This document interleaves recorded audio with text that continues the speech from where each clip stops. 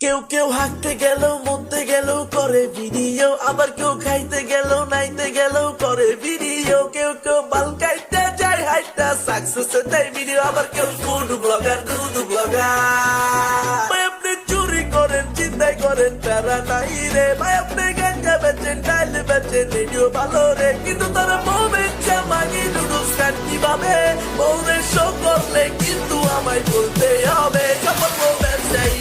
সফল বউ ব্যবসায়ী, হয় ব্যবসা করে দয়া ব্যবসায়ী, সফল বউ ব্যবসায়ী,